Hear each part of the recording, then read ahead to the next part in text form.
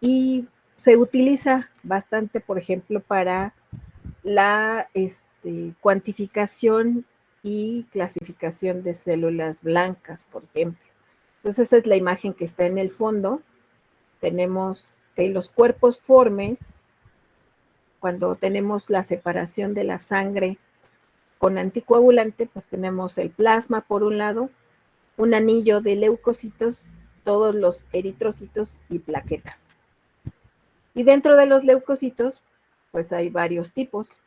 Los mononucleares, que son los linfocitos y los monocitos, y los polimorfonucleares, los granulocitos, basófilos, eosinófilos. Y a su vez, por ejemplo, los linfocitos todas las células de nuestro cuerpo, todas, contienen marcadores en la superficie. De hecho, cada persona tenemos diferentes, algunos marcadores son idénticos, porque por especie, pues siempre tenemos ese mismo tipo de moléculas, pero hay otros que son específicos y ya es a nivel de persona. Es así que cuando van a hacer una transfusión de sangre o un trasplante de tejido o de órgano, pues necesitan ver si hay histocompatibilidad. Si los mismos marcadores que se encuentran en la superficie son compatibles. Bueno, todos esos marcadores, esas variaciones a ese nivel de separación de tipo celular, podemos distinguirlo con la citometría de flujo. Y entonces, pues es una tecnología biofísica que se basa en la utilización de un haz de luz láser, la cual va a identificar, en primer lugar, el tamaño de cada una de las moléculas, de cada una de las células, y ya que tiene su tamaño, por otro lado, también puede identificar todo lo que se encuentra en su superficie, en su interior, y entonces es por ello que podemos saber cuántas células de cada tipo existe. Ajá. En inmunología es de mucha utilidad hacer esta clasificación, por ejemplo, cuando hay unas moléculas en la superficie que se les llaman CDs, pues podemos saber cuántas cantidades para saber en qué estado inmunológico se encuentra la persona. Ajá. Bueno, entonces para eso se utiliza, podemos identificar algunos biomarcadores en el interior. Ajá, si queremos saber cuál es el nivel de expresión de algunas proteínas dentro de las células, pues también lo podemos hacer introduciendo algunos anticuerpos, o sea, permeabilizamos primero la célula para que ingresen los anticuerpos, y el anticuerpo normalmente lo vamos a marcar con un fluoróforo. Entonces, cuando hacemos este análisis, el aparato puede identificar la presencia de ese fluoróforo y entonces nos dice qué cantidad se está expresando de alguna molécula en el interior. Y eso nos da información. Todo eso nos da información. Igual, si queremos saber si alguna de las células está infectada por una partícula viral, las partículas virales normalmente utilizan los receptores naturales y engañan a la célula haciéndose pasar como el ligando. Se introducen y entonces empiezan a replicar en el interior de la célula. Se ensamblan para poder después romper a la célula y poder infectar a otras células.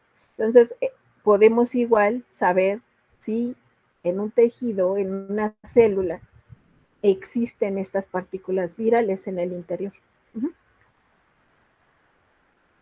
Entonces, para ello se utiliza la citometría de flujo. Podemos inmunotipificar, podemos hacer un análisis de ploidías, de las células, de las diferentes formas que puede adoptar una misma célula y evaluar el porcentaje. Conteo general de células y los análisis de expresión. Por ejemplo, cuando estamos haciendo ingeniería genética y vamos a obtener alguna molécula recombinante, podemos evaluar el nivel de expresión que se observa en cada una de ellas. Entonces, todo eso se puede evaluar. Y pues las células son diversas, de diferentes tamaños, de diferentes formas, con diferentes contenidos en su interior. Entonces, están desde las células más pequeñitas, las más simples, que son todas las de bacterias, no por ello menos relevantes, pero se pueden analizar desde este tamaño pequeño de célula, las de las cianobacterias, el fitoplancton, los eritrocitos como una de las células más pequeñitas que ya tiene, por ejemplo, un mamífero, y el eritrocito, pues si recuerdan, tiene esta forma como donita y no tiene núcleo. Las células de la sangre, linfocitos, neutrófilos, monocitos. Y esto, después de la fecundación, pues empezamos a tener un blastocito. Entonces, pues hay una gran diversidad de tipos celulares. Este ya es el aparato y es entonces importante cuando vamos a tener una muestra para analizarla en el citómetro, pues la preparación de la muestra es relevante. Si tenemos células individuales como son las que se encuentran en la sangre, pues nada más necesitamos una centrifugación, la separación a lo mejor si solo vamos a analizar leucocitos o vamos a analizar todos los cuerpos formes, pero si ya son células que pertenecen a un tejido, pues no se puede introducir el tejido completo, se necesita disgregarlas. Y las células, para formar tejidos, tienen uniones entre célula y célula. Entonces, estas uniones hay que disgregarlas. Se pueden obtener directamente por una biopsia de tejido o a lo mejor las dejamos crecer porque hay algunas líneas celulares en cajas, en in vitro, se pueden dejar creciendo y cuando tengan la confluencia suficiente, pues las separamos, las lavamos, bueno, quitamos el medio de cultivo, las lavamos y las disgregamos. Entonces tenemos que hacer todo ese tratamiento antes de introducirlas al citómetro. Y en el citómetro, pues nada más es un tubo, puede tener diferentes dimensiones y aquí es como la base para ajustar el tubo a esta parte, tiene que embonar. Y el citómetro aquí tiene una aguja. La aguja normalmente llega hasta el fondo. Entonces la muestra ya está lista para ser analizada y podemos analizar, les mencionaba que el tamaño, la forma y algunas características en el interior de la misma. El sistema trabaja de la siguiente forma. Ya una vez que tenemos la muestra, esta muestra se va a aspirar y va a llegar a este dispositivo que se le conoce como sistema de fluidos. El primero que existió es un sistema hidrodinámico. Ajá. Lo que va a causar en este sistema hidrodinámico es que se aspira la muestra y se forza, por fuerza hidrodinámica, a que en la punta termine va terminando en forma cónica, así como si fuera cuello de botella, para que la salida sea de célula por célula. Y entonces la célula cae como si fueran pequeñas gotitas y al caer células individuales, tenemos aquí el rayo láser. Y entonces el rayo láser tiene esto y cuando hay el paso de una célula, entonces la luz del láser se va a difractar. Ajá. Y en el detector vamos a obtener una sombra. Entonces, en este detector, donde tenemos la señal directa, nos va a dar la información sobre el tamaño de la célula. Y por otro lado, cuando cae, también por el efecto de la luz,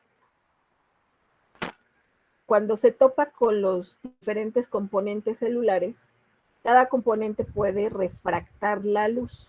Ajá.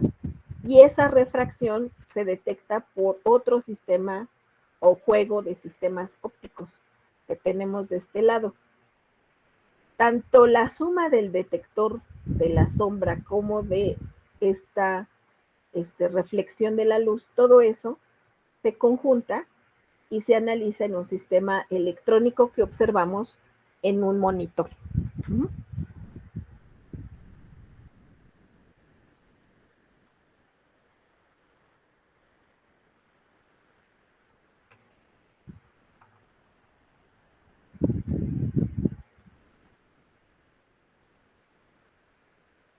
Okay.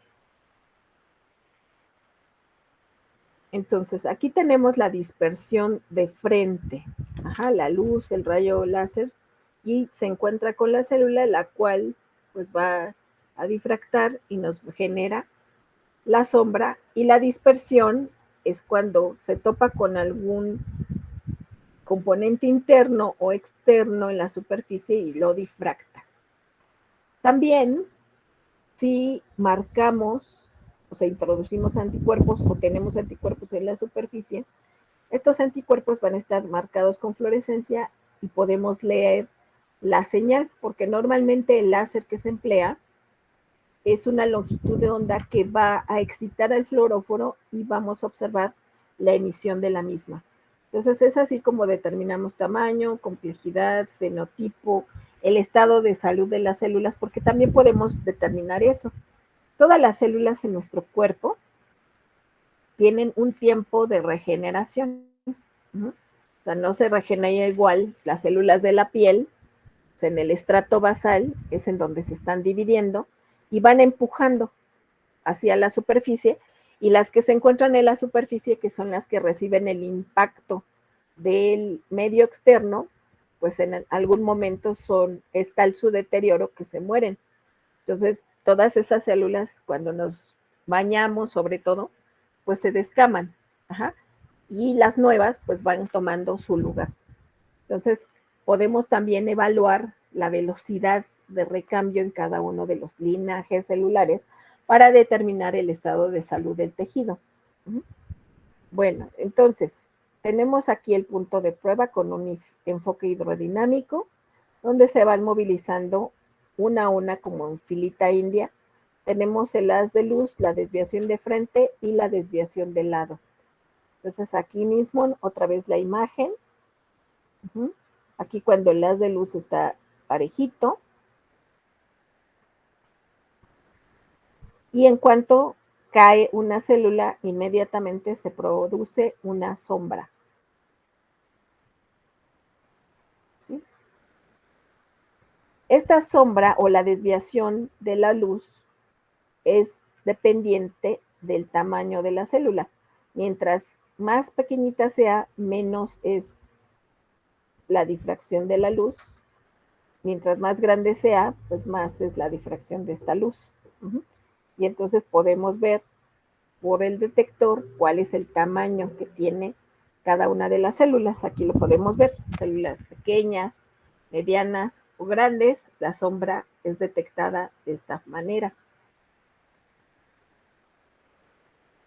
Entonces aquí tenemos el voltaje generado en función del tiempo de una célula pequeñita, de una célula mediana y de una célula mayor. Entonces hay mayor voltaje. Y se grafica con un histograma. Entonces aquí tenemos la desviación y nos da cuántas células de ese tipo se cuentan. Ajá. Entonces hay diferentes velocidades en las que se inyecta la muestra. Hay desde baja velocidad, mediana velocidad y alta velocidad. Y entonces vamos contando cuántas celulitas se contaron por determinado volumen, y de esa muestra nos dice en el histograma cuántas tenemos. Aquí estarían en un nivel de 75, es en donde se encuentra el mayor tamaño de célula. Bueno, la mayor cantidad de células de este tamaño. Hay menos células grandes y estas podrían ser células medianas o casi siendo pequeñas. Así se pueden analizar diferentes linajes celulares. En cuanto a la desviación de lado, estos rayos nos van a dar la información del contenido en el interior de la célula. O sea, todos los organelos, los gránulos, las proteínas que se expresan, etcétera. Cada una de ellas. Y toda la información es captada por estos detectores que se encuentran de lado. Es mayor la complejidad en los detectores que tenemos.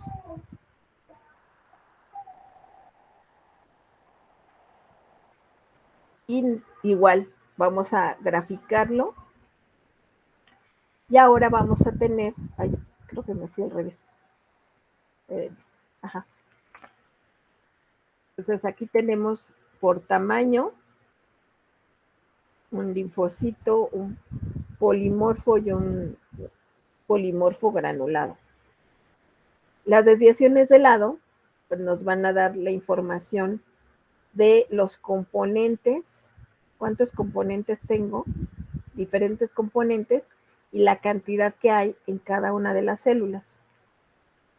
Si tengo el gráfico de la dispersión de lado y el gráfico de la dispersión de frente, ahora el manejo es en la computadora, cómo se analizan estos datos y se hace un gráfico en conjunto.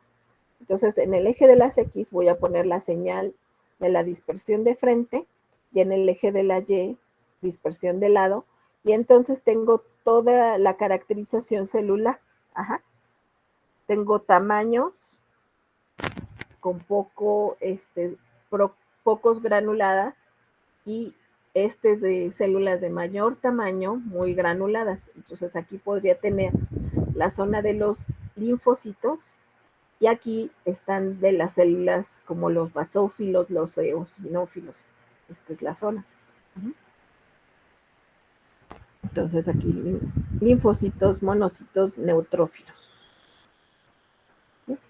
Así puedo analizar todas las muestras. Y no se lleva mucho tiempo. Les menciono que la velocidad de la que hace el análisis son de baja velocidad, son 10 microlitros por mililitro, por minuto, 10 microlitros, o de alta velocidad son 100 microlitros por minuto. Cuando uso fluorescencia en el citómetro, aquí está la imagen de los anticuerpos. Esta es la zona que se llama la de FAB, que es la hipervariable, donde se identifica específicamente a un antígeno o a un apteno, y esta es la zona FC, que es la conservada, la cristalizable. Es aquí donde va a estar unido el fluoróforo. Entonces, identifico ya sea componentes en la superficie de la célula o si permeabilizo las células, estos anticuerpos pueden entrar y entonces identificar componentes en el interior. Esto pues sí está como muy exagerado porque el anticuerpo no está mucho más grande que una célula. O sea, el anticuerpo está representado de forma magnificada para que se observe cómo es que identifica los antígenos y qué partes en donde está unido el fluoróforo.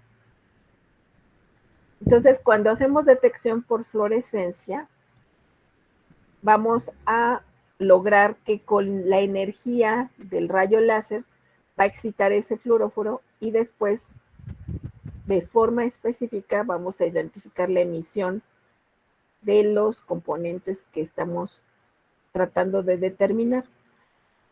En la fluorescencia, pues se establece como regla que todo lo que es control, lo que es una situación normal, vamos a marcarla con color verde. Y lo que sea el marcaje problema, la muestra, etcétera, lo vamos a marcar con rojo. En el caso de células eucariontes, es común que adicionalmente podemos hacer marcajes para identificar la posición del núcleo y se hace con un marcaje de color azul. Entonces, así es como se seleccionan y podemos ver que en el primer caso hay menor número de moléculas identificadas que en el lado derecho. Hay mayor expresión de moléculas en la célula del lado derecho que en la del lado izquierdo.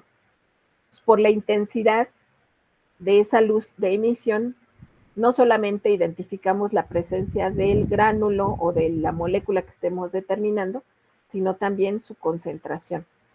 Y como les mencionaba, estos marcajes adicionales con un color azul nos pueden servir igual para normalizar la luminiscencia. O sea, ¿qué quiere decir? Que si estoy además determinando una molécula constitutiva que siempre está en una concentración constante, entonces me sirve de referencia cuántas moléculas de concentración constante contra moléculas que estoy analizando. Entonces, por tantas moléculas que se expresan de forma constante, tengo tantas moléculas que se están expresando bajo una determinada condición fisiológica. Esta dispersión de lado es mucho más compleja y puedo tener, incluso hay aparatos que pueden tener hasta 18 detectores diferentes. Entonces, 18 situaciones distintas. Entonces, nos da mucho más información en el interior de la célula. Y otro cuidado que se tiene en el uso de los fluoróforos con el que voy a trabajar, hoy en día pues ya hay catálogos y hay compañías dedicadas en la fabricación de fluoróforos. Una de las compañías que hay en el mercado se conoce como Alexa. Pues Alexa y un numerito. Entonces nos va a decir lo ideal, como estamos utilizando un solo rayo láser, es seleccionar aquellos fluoróforos que la estructura tengan una longitud de onda similar para su excitación, pero sea diferente en la emisión. Entonces, con un solo rayo láser puedo estimular a diferentes fluoróforos y puedo distinguirlos unos de otros porque me va a dar una longitud de onda distinta en la emisión. Entonces, por el brillo o la intensidad de brillo, puedo conocer la concentración de moléculas que se encuentran en el interior de la célula.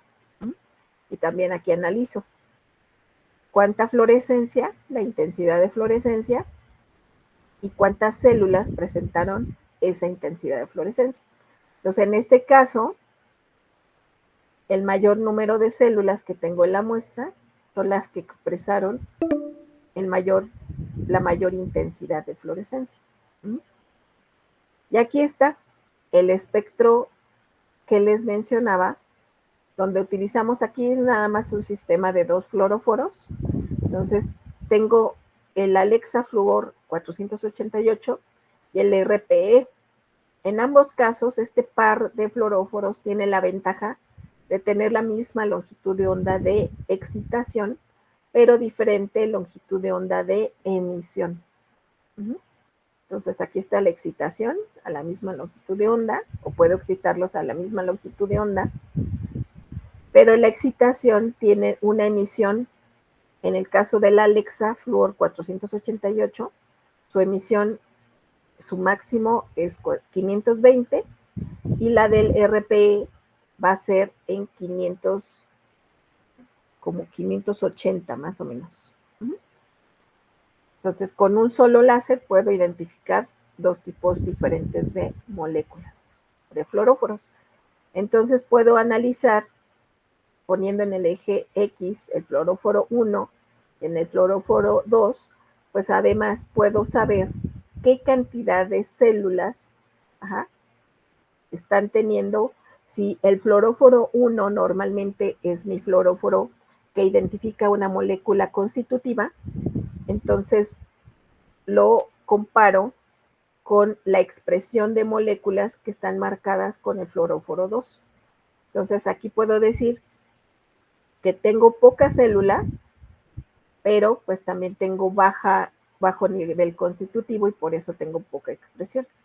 Aquí tengo muchas células y tengo mucha expresión del fluoróforo. Lo importante es acá, que son estas células que aunque tengo muchas de ellas, pero no todas están expresando la molécula que yo quiero identificar. Y eso me da una respuesta diagnóstica. O estas que son muy pocas, pero están expresando notoriamente el marcador que yo estoy buscando. Entonces, estos dos sobre todo, o sea, puedo decir que este y este son mis controles y estos me dan información de la situación de la célula en particular. Las células están expresando en baja medida la molécula que yo estoy buscando y estas que por alguna razón están expresándolo en mayor concentración. El citómetro, además de analizarnos, una vez que hago este análisis, puedo lograr separar las células para identificarlas. Entonces puedo continuar mis estudios y saber por qué están expresando bajo este compuesto o por qué están expresando mucho tal molécula. Y eso a nivel diagnóstico nos hace una gran diferencia para decir, por ejemplo, la situación en un tumor o si estoy tratando los cánceres, el efecto que tiene un fármaco sobre el tratamiento del tumor, etcétera. ¿Sí? ¿Cuántos minutos nos quedan, chicos?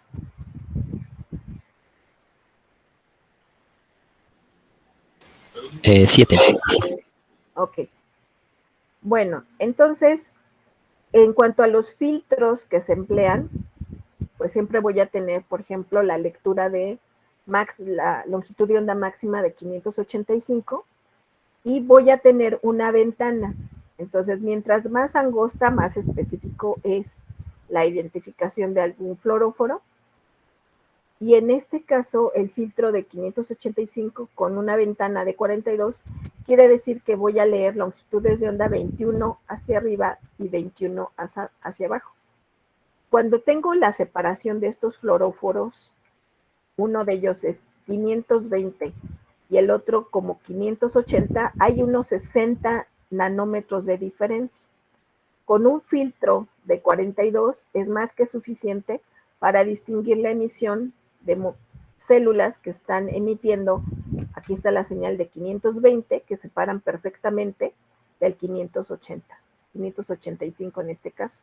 Entonces, esto nos va a dar la capacidad de una detección con alto nivel de especificidad. También, pues en una mezcla compleja de células, tengo diferentes tamaños. Pero si yo, por ejemplo, en una muestra de sangre, solo me interesa los leucocitos, antes de hacer el ensayo, lo que conviene es reajustar a partir de qué tamaño de célula voy a hacer el conteo. Si puedo tener los eritrocitos no me interesan, plaquetas no me interesan, restos celulares no me interesan, entonces para no entretener al aparato, entonces subo el umbral del detector y todo lo que sea menor a este tamaño ya no lo considera para el histograma. Porque cuando yo lo leo directamente, pues voy a tener todo en alta concentración y vean lo que me interesa, pues casi está aplastado. Si yo ajusto el umbral, entonces ahora mejoro el histograma, porque solamente va a detectar células de este tamaño en adelante. Entonces ya puedo observar la mejor información. Entonces ahí puedo hacer reajustes en cuanto a partir el intervalo de tamaños que me interesa para hacer el análisis en el citómetro. Bueno, ¿cuántos minutos quedan, chicos?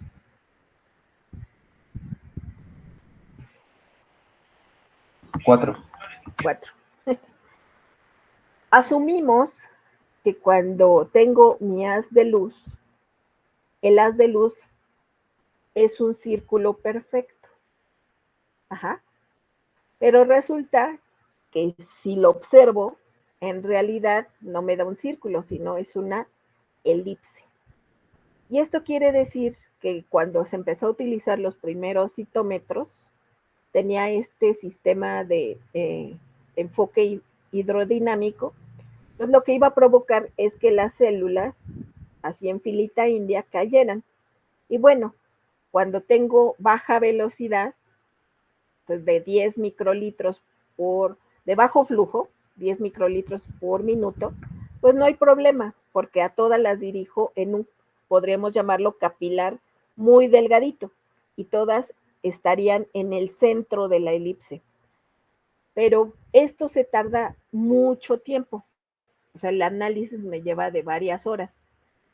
Y pues a veces no me gusta tardarme tanto y aumento la velocidad de flujo a 100 microlitros por minuto. Lo que va a provocar es que aumento el diámetro del famoso cilindro hidrodinámico y ya no va a caer una por una celulita, sino puede caer varias al mismo tiempo.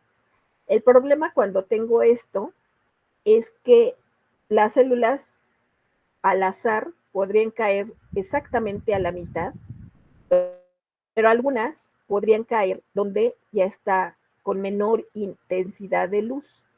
Y entonces, aunque sea la misma célula, puedo tener variaciones. Y observaron esto en algunos equipos. Entonces, ¿cómo puedo mejorar esta situación?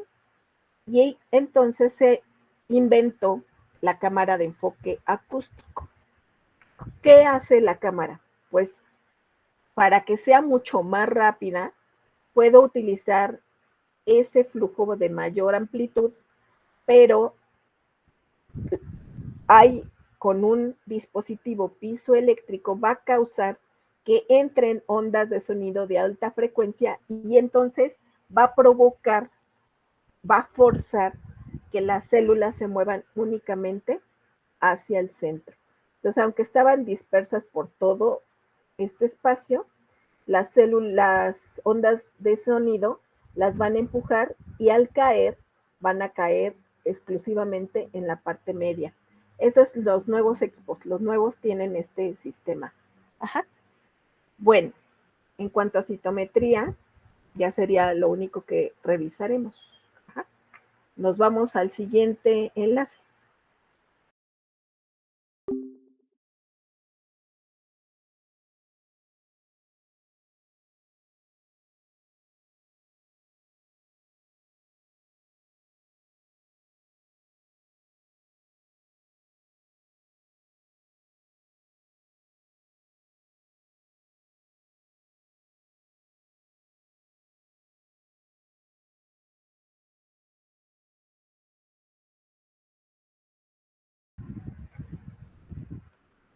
¿Alguna pregunta, duda de la separación?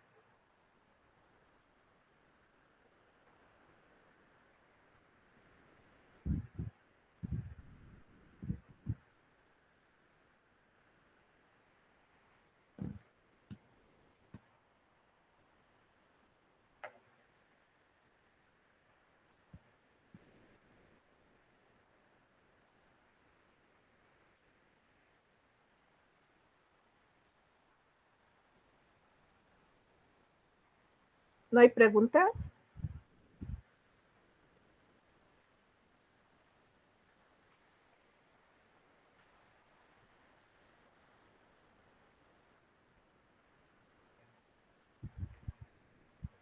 ¿Y cómo funcionan esas ondas, profesora?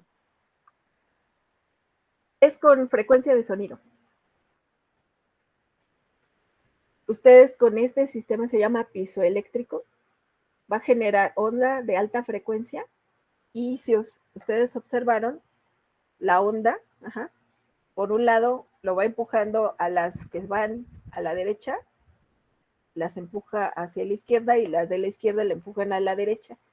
Con ese choque de ondas hace que las células queden en el centro. Ajá.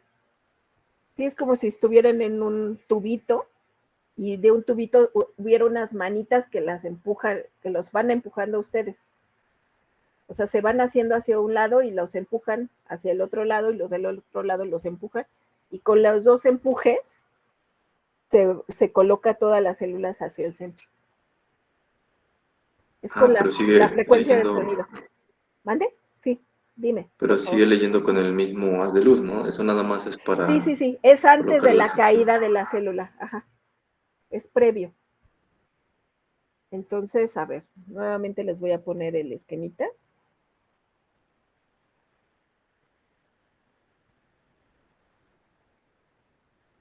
A ver.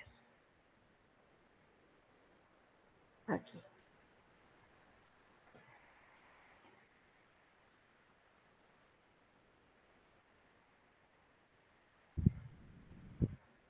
Ajá.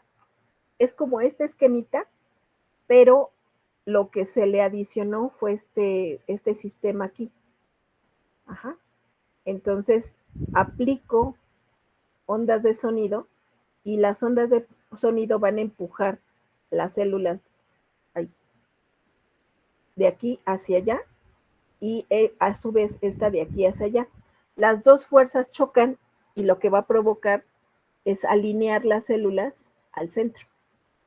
Entonces ya no solamente es este sistema que antes se tenía como hidrodinámico, donde forzaban la fuerza, ajá, a que hicieran un cuello de botella, sino que ahora, aunque yo aumento la salida del capilar para aumentar la velocidad de flujo y que no me tarde horas en hacer un análisis, sino me tarde unos minutos, a lo mejor de 6 horas que se tardaba el de bajo flujo, y ahora con este sistema, con las ondas de alta frecuencia, al alinearlas hacia el centro, puedo hacer una corrida en unos 20, 40 minutos. Entonces, todo este tiempo se ahorra.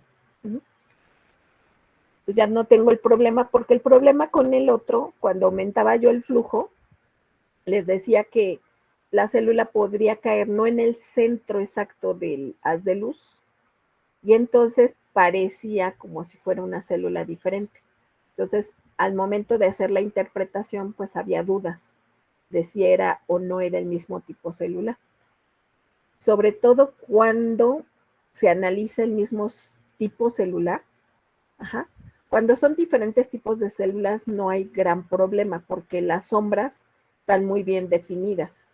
Pero si yo estoy haciendo un estudio de lo que se está expresando en el interior de una célula, pero es la misma célula, es decir, imagínense que me interesa saber lo que ocurre durante los diferentes ciclos del ciclo celular. En cada una de las etapas, si ustedes ven, es la misma célula, exactamente la misma célula, pero en la G1, G0, G1, la S, cada una de las etapas del ciclo, se van expresando cosas distintas.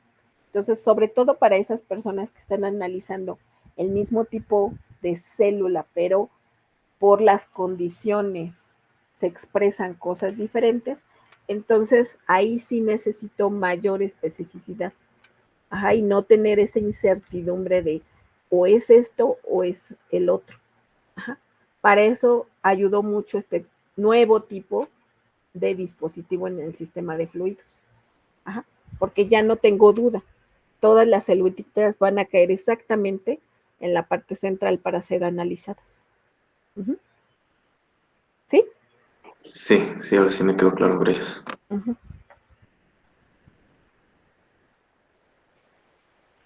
¿Alguna otra pregunta, chicos? Bueno, el día de hoy no vamos a tener una clase larga. Vamos a tener una clase relativamente corta. Vamos a dar nada más más o menos 2 horas de teoría. Y nos veríamos hasta el día miércoles. Y entonces, ¿qué tenemos el miércoles próximo? Las exposiciones. Es cuando empiezan las exposiciones, ¿sí? Entonces, ahí sí vamos a tener una sesión larga y vamos a hacer algunos ejercicios que nos faltan hacer ejercicios. Voy a dar la introducción de electroforesis y van a empezar las exposiciones. Bueno, nos falta un tema. Era ese. Ok, yo les menciono cuando damos el otro tema. Bueno, entonces, otro tema que vamos a revisar el día de hoy va a ser el de resonancia magnética nuclear.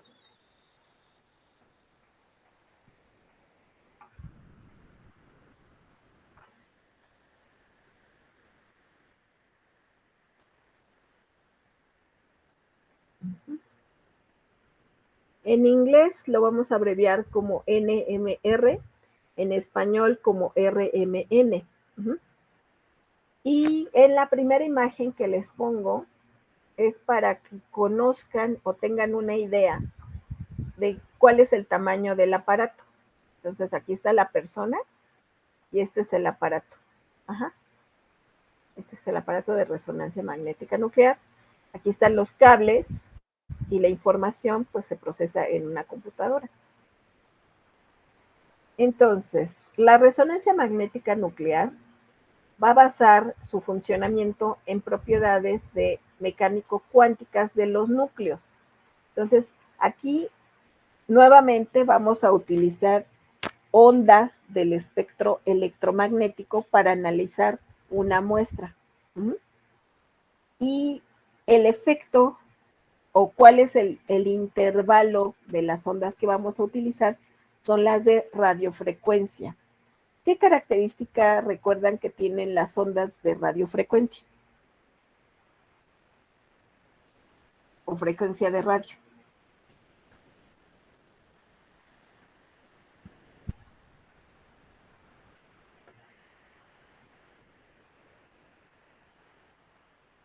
¿Qué tamaño es su longitud de onda?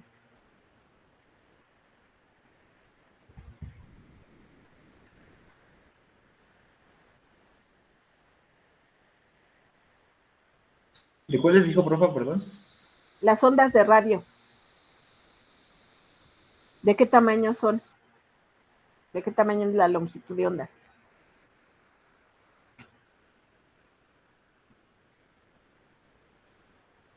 De todo el espectro, ¿Dónde? de todo el espectro electromagnético, pues son las ondas que hasta la fecha son las de mayor tamaño.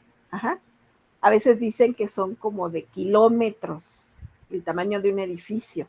Por eso tienen grandes alcances. Y es lo que captamos en los radios.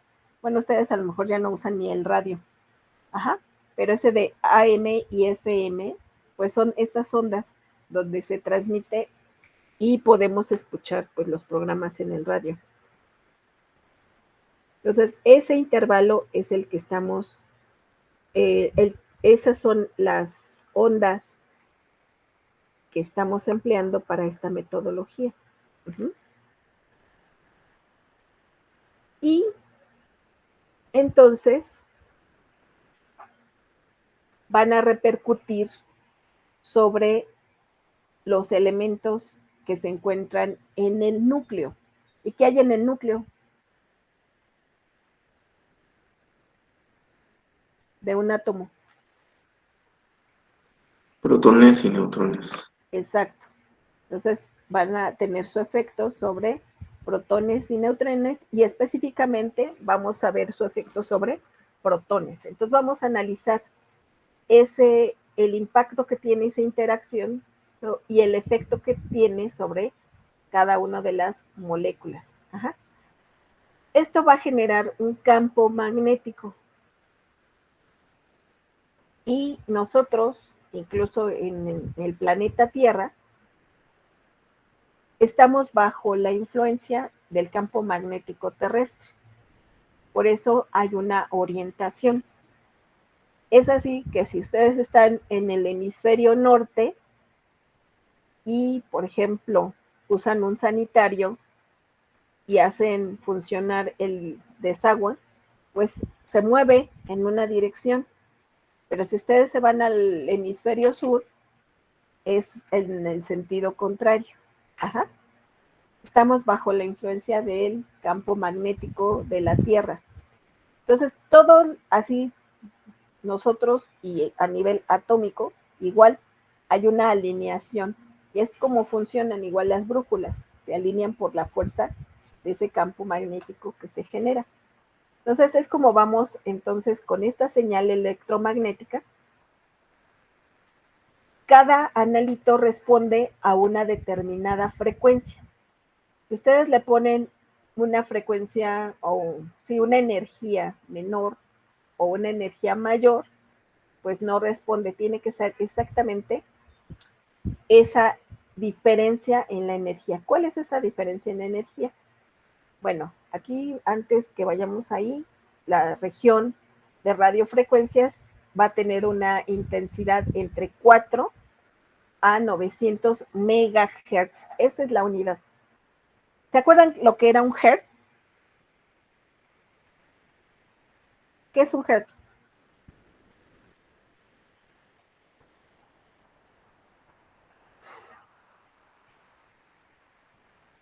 ¿Se acuerdan o no se acuerdan? Ciclos sobre segundo. Exacto, es el número de ciclos por segundo. Exacto. Ajá. Entonces aquí son megahertz. ¿Cuántos son megahertz?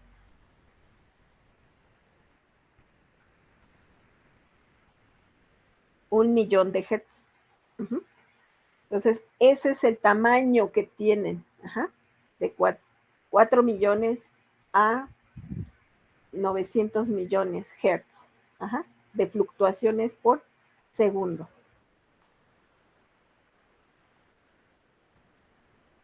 Entonces aquí tenemos del espectro magnético, nuevamente la referencia es el visible, estamos hablando de estas es las ondas de radiofrecuencia que se utilizan en estos equipos. Ajá.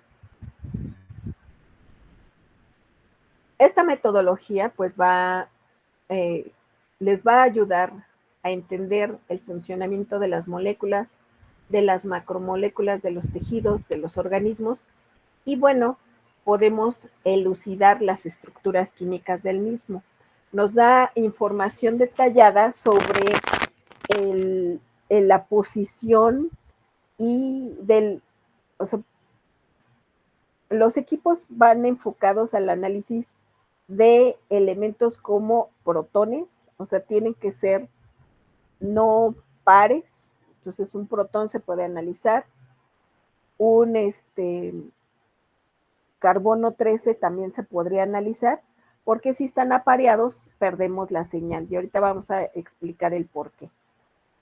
Y nos da información de todos los hidrógenos que conforman, hidrógeno como pues todas las moléculas orgánicas tienen hidrógenos en su composición, entonces podemos analizar las posiciones de los hidrógenos y sobre todo que la señal o la respuesta del hidrógeno va a depender del tipo de vecino que tiene. Entonces, aunque sea protón, si estoy en una estructura determinada con determinados átomos a los lados, pues la señal es distinta. Entonces, sirve para elucidar bien las estructuras químicas, ajá, las posiciones y qué otros grupos se encontrarían cerca de él. En cuanto a macromoléculas,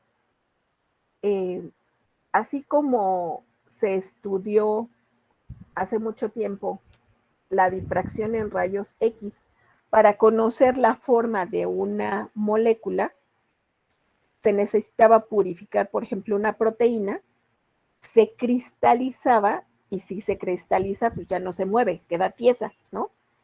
Se hace un bombeo de rayos X, los cuales chocan con los átomos y nos da una difracción. Y luego las posiciones de la difracción nos da las posiciones atómicas.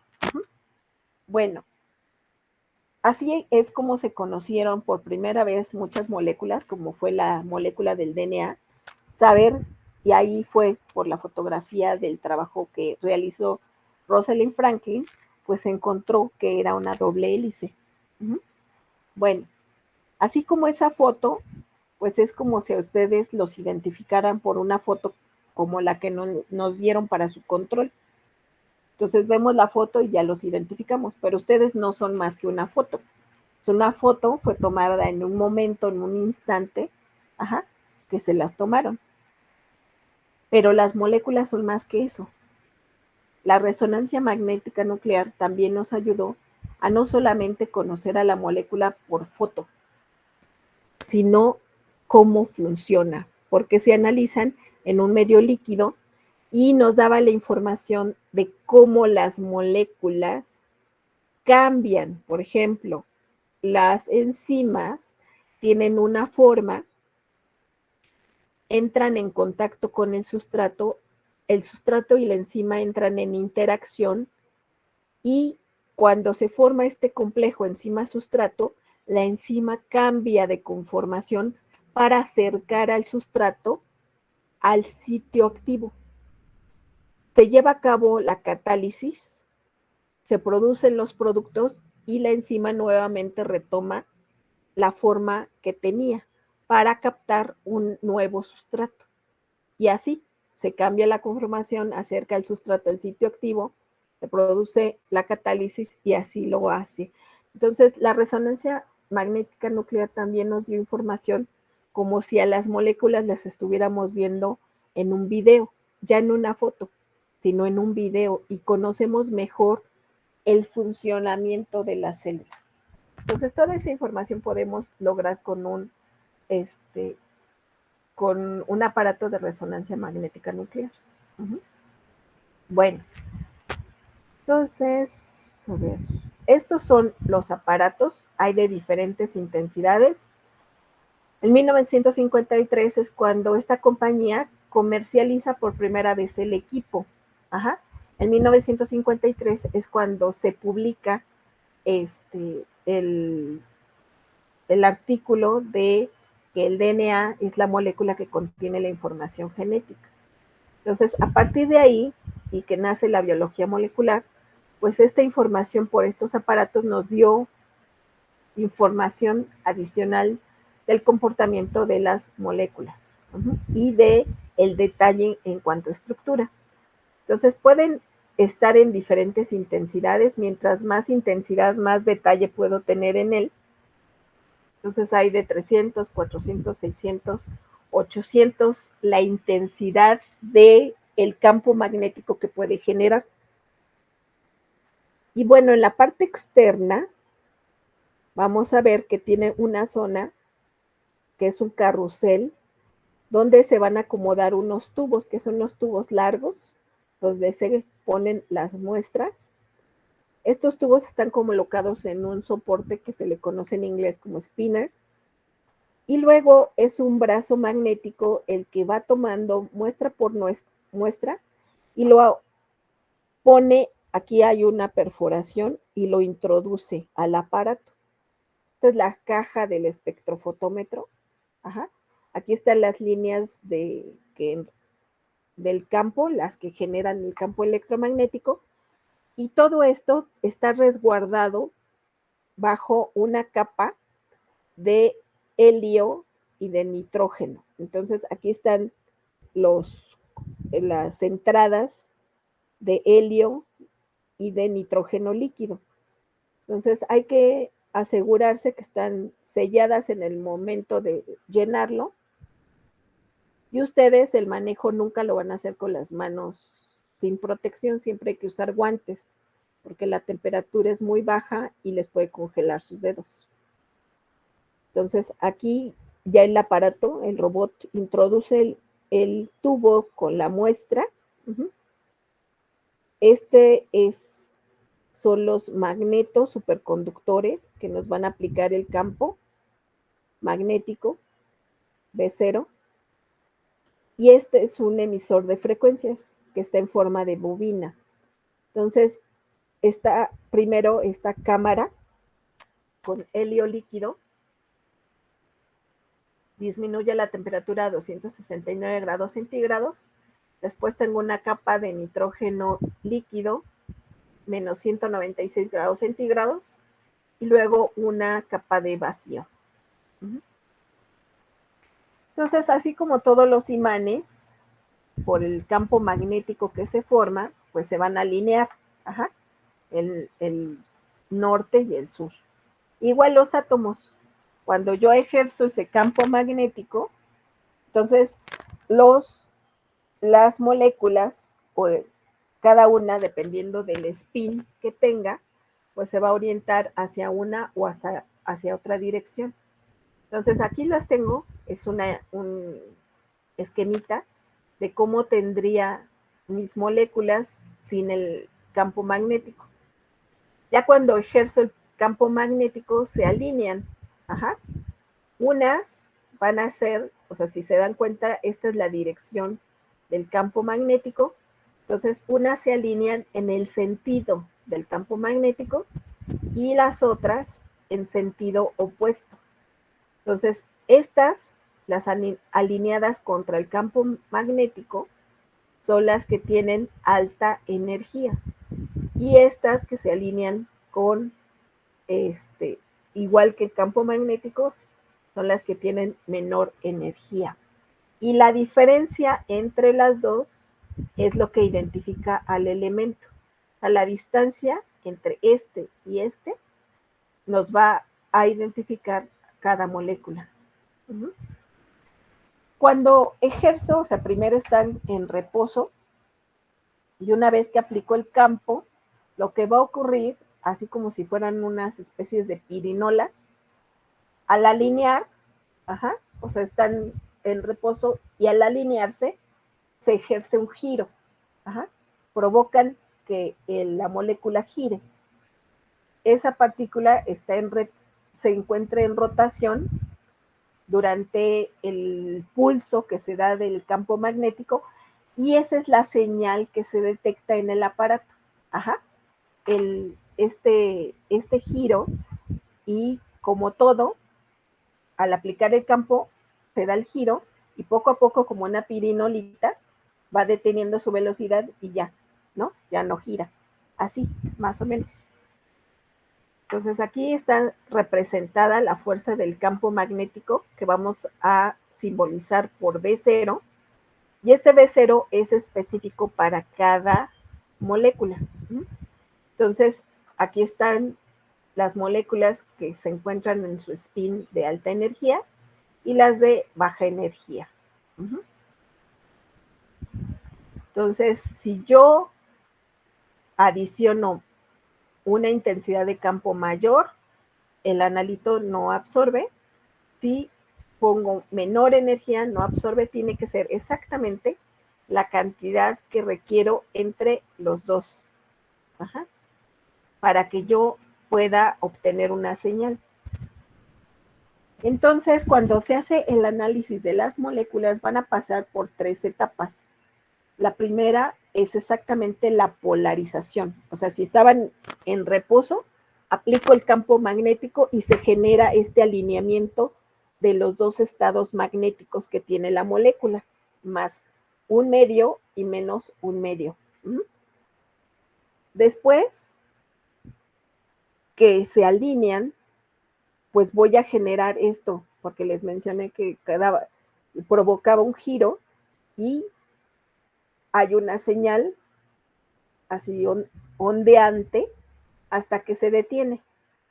Cuando se detiene, tengo un lapso de tiempo para ahora volver a aplicar otro pulso de radiofrecuencia y vuelvo a tener el giro, y así sucesivamente hasta que el sistema se satura. Toda esa información lo va a analizar una computadora y por cálculos, por en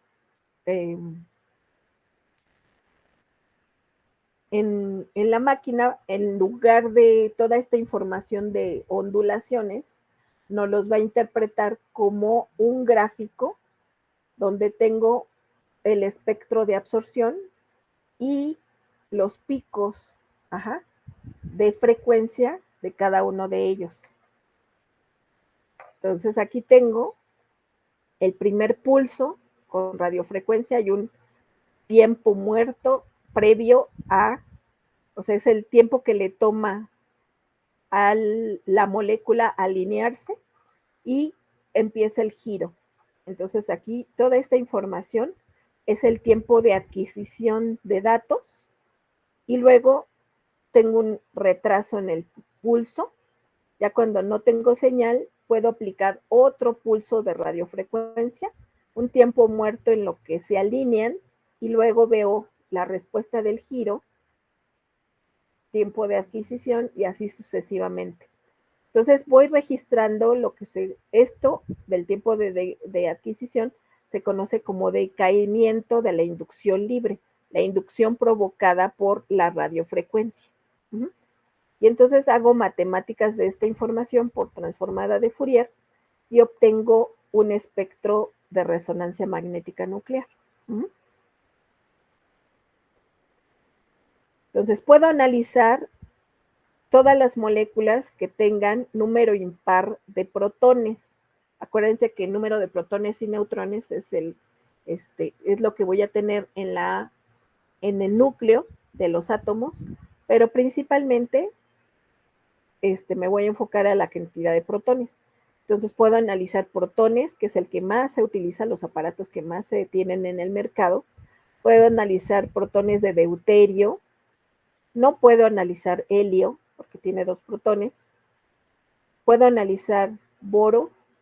No puedo analizar carbono 14, pero sí carbono 13, que es el segundo tipo. Y en estos aparatos pueden haber análisis que se llaman como bidimensionales. ¿Cuáles son los bidimensionales? Los que analizo primero con protones y después con la misma muestra hago un análisis con carbono 13. Bueno, entonces, aquí está la energía que se necesita.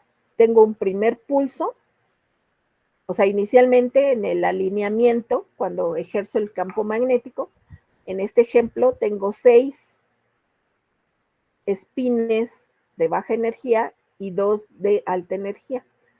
Cuando aplico la radiofrecuencia, entonces uno de los espines de baja se va al de alta, pero sigue habiendo número impar. Entonces se detiene la señal, vuelvo a ejercer otro pulso y en el siguiente pulso ahora tengo 4 de baja energía y 4 de alta energía. Entonces es cuando ya no me va a dar señal y se dice que el sistema está saturado. Entonces, la diferencia en la energía me identifica al analito. El número de pulsos que yo puedo dar hasta saturación me dice la cantidad. Y así puedo analizar, en este caso, protones en esta molécula con diferentes microambientes. Cada uno de ellos tienen una posición en el espectro diferente.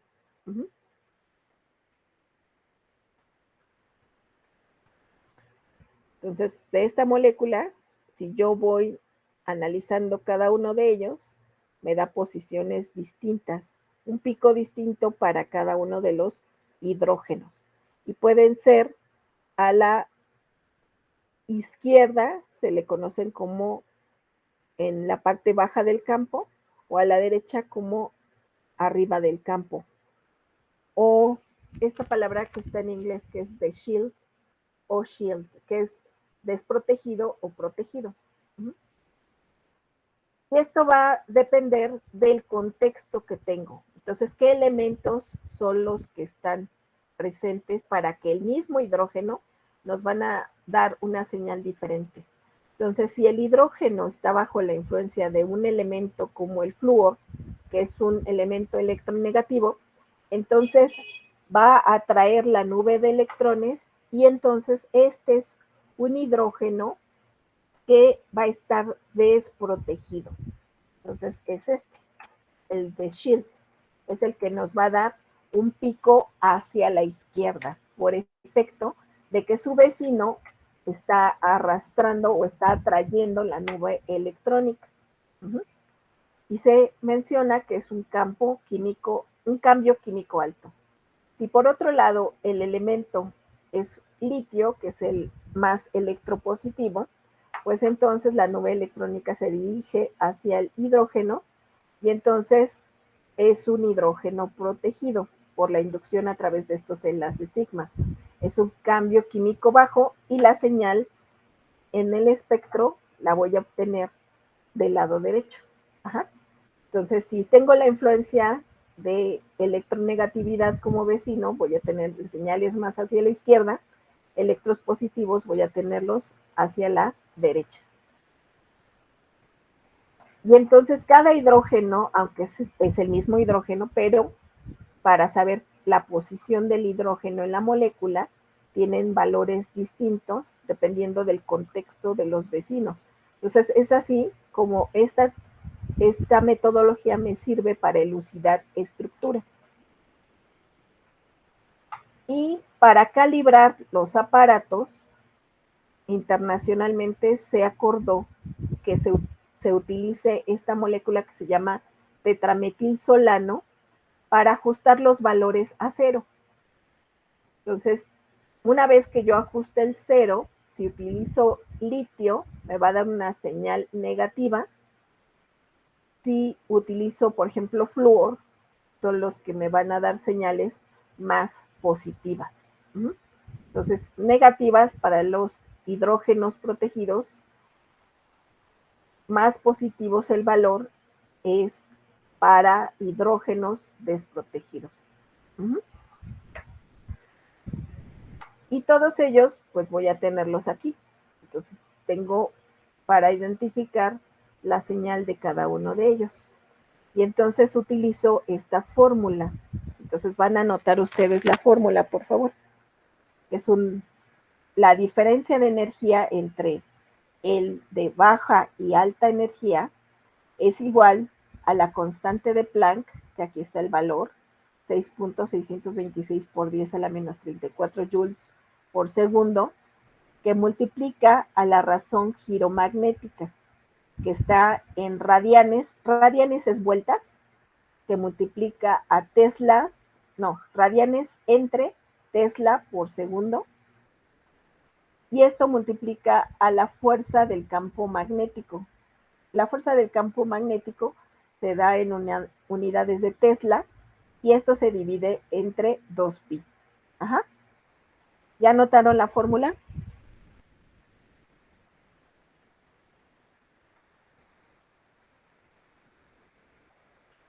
Chicos.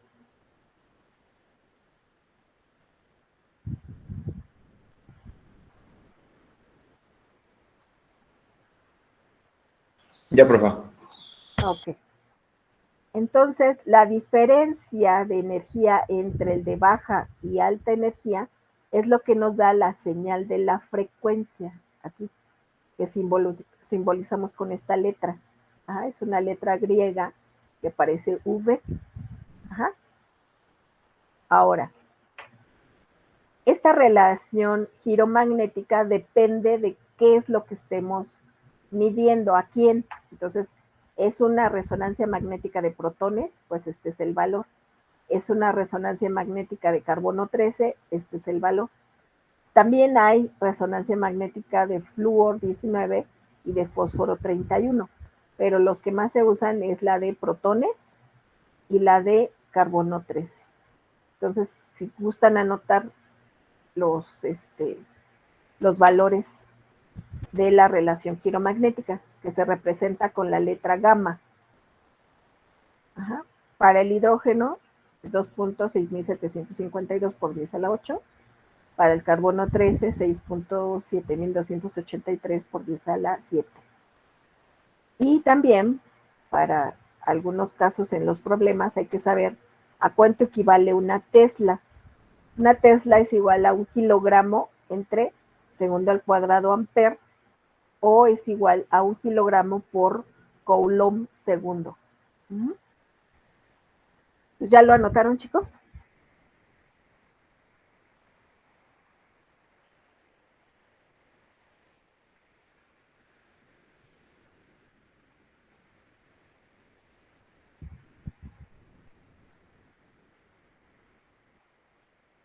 Ya. Ok, perfecto.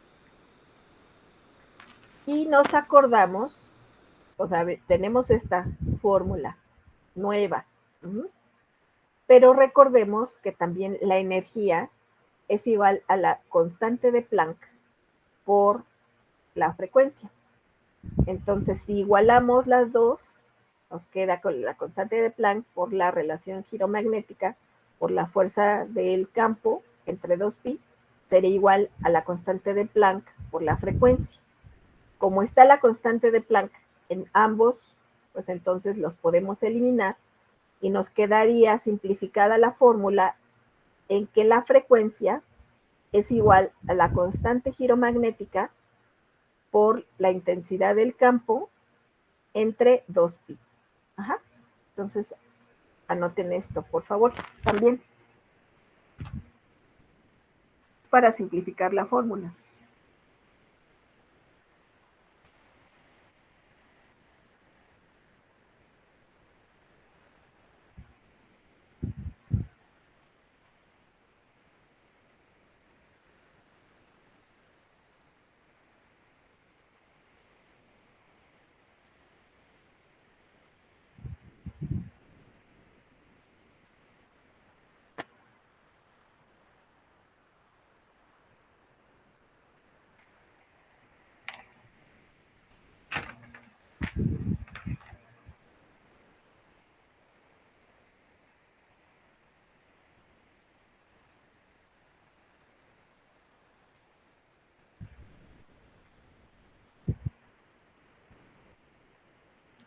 ¿Listo?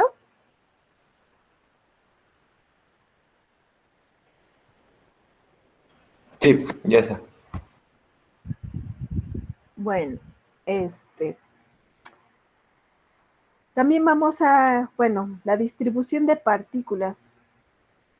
Por un lado, con las fórmulas anteriores nos va a servir para calcular a qué frecuencia esperamos una señal, pero también podemos calcular cuántas hay de las partículas que se analizaron, cuántas estaban de baja o de alta frecuencia, o sea, más con el spin más un medio, con el spin menos un medio. Uh-huh. Y para ello, pues, utilizamos la ecuación de Boltzmann. Uh-huh. ¿Cuál es la ecuación de Boltzmann? Bueno, nos dice que el número de protones analizados en el estado de mayor energía, o sea, se representa con una J, que son los que el número cuántico es menos un medio, entre el número de protones en estado de menor energía representados como N0, que es el más un medio, es igual a la exponencial de menos delta E entre la constante de Boltzmann por la temperatura en grados absolutos. Uh-huh. Y la constante de Boltzmann es igual a 1.38 por 10 a la menos 23 joules por Kelvin a la menos 1. Si delta E es igual a la constante de Planck por la relación giromagnética por la intensidad del campo entre 2pi, entonces sustituimos esto en la fórmula y nos queda que la relación de protones de mayor a menor energía es igual al exponente de menos la constante giromagnética por la constante de Planck por la intensidad del campo entre 2pi por la constante de Boltzmann por la temperatura absoluta. Entonces, ¿pueden copiar esto también, por favor?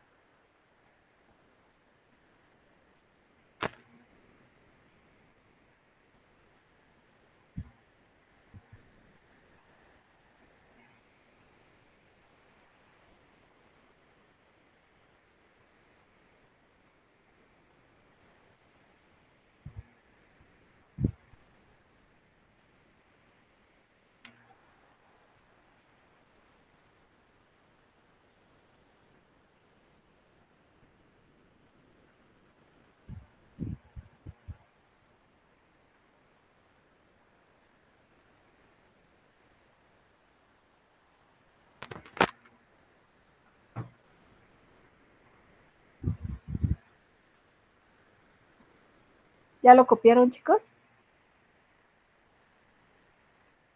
Ya. Ok.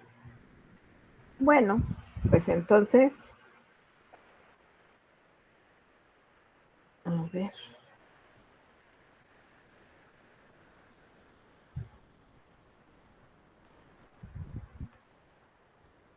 Les voy a dejar ejercicios de tarea de resonancia magnética nuclear. Ajá. Y los vamos a resolver para el día miércoles. Entonces, se los voy a dejar para tarea, para inicio de la clase. Uh-huh. Y de todos modos los vamos a resolver en clase para cualquier otra duda. Y vamos a dejar la clase hasta aquí. ¿Tienen alguna pregunta?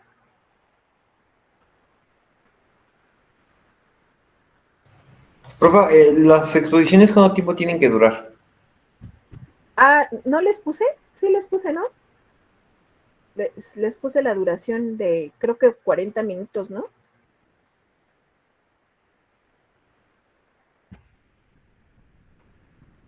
¿O no? Ah, sí, No, sí lo puso, profe. sí lo puso, perdón. Ajá. Entonces, les puse un intervalo, creo que de 30 a 40, o cuánto les puse, ya no me acuerdo.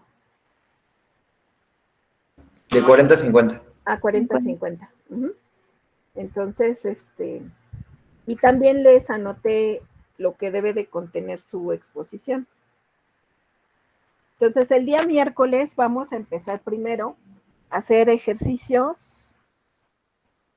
Ya hicimos de ultracentrifugación. Creo que no, ¿verdad?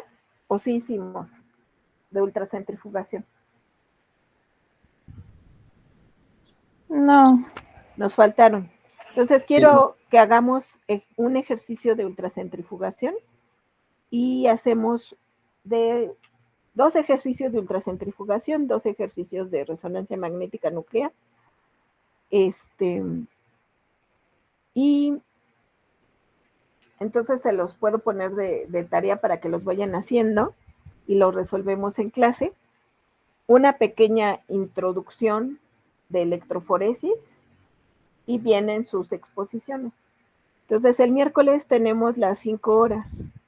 Entonces, empezamos con ejercicios, que espero no nos lleve más de hora y media, una pequeña introducción de electroforesis y las exposiciones.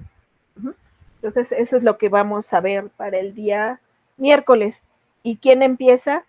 La electroforesis en papel y electroforesis en agarosa. ¿Tienen alguna duda de los que van a exponer? ¿Quiénes van a exponer ese día?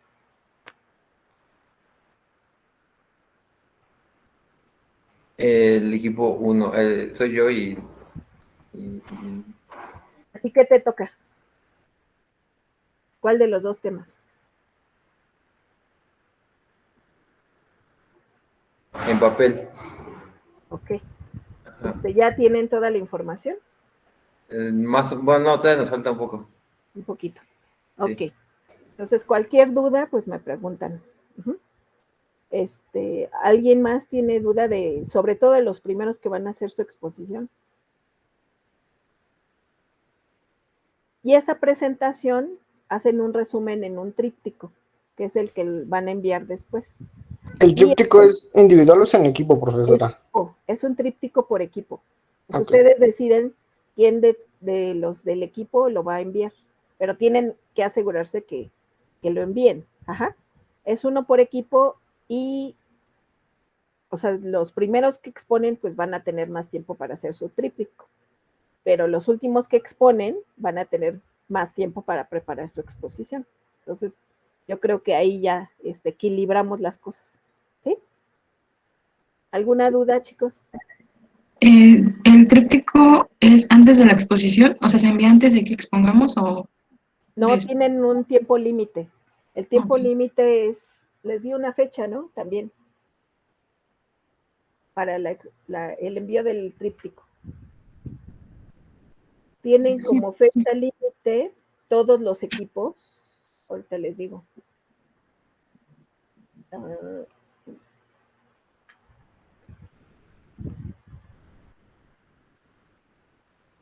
es el 8 de junio. O sea, el primer equipo que empieza, pues tiene hasta el 8 de junio, pero el último, que va a ser el 3 de junio, tiene hasta el 8 para entregar su tríptico. Uh-huh. O sea, todos van a entregar como fecha máxima el 8 de junio. Todos. ¿Sí? Sí, profesora, gracias. Si entregan su tríptico terminando su exposición, pues ya quedan, como se dice coloquialmente, son chivos libres, ¿no? Del tríptico. ¿Sí? Pero tienen hasta esa fecha para entregarlo. Y es uno por equipo. Uh-huh. ¿Sí?